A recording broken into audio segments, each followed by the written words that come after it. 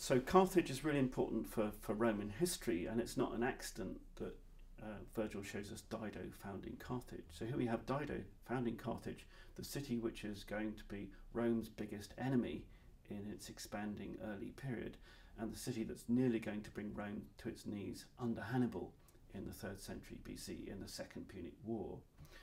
So there are big things at stake historically here. And this is one of the reasons why Dido's an ambiguous character, because on the one hand, she's this kind of Greek tragic character who's quite sympathetic for the reader. On the other hand, she is the founder of Rome's enemy city, and she has to be nasty in some sense. And when she goes mad and starts threatening Aeneas and says, "I will haunt you the rest of your life," she is showing her Carthaginian edge, if you like. I think sometimes we are too sympathetic towards Dido because we don't read it as Romans. We don't get that really kind of bad history that Rome has with Carthage.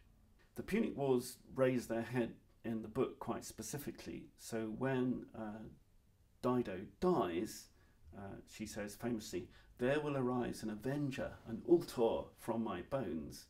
And from the beginning, that's been clear that this is Hannibal. So the kind of trade is that you might destroy me through my suicide, my abandonment, but someone's going to come back, and this time it's going to be personal, and Hannibal is going to give you Romans a really hard time.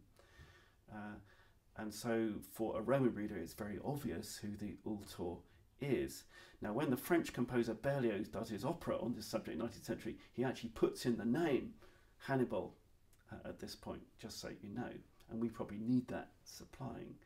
So there's a direct historical link between Dido's suicide in Virgil's poem and this bad thing which is nearly going to happen to the Romans in 800 years' time.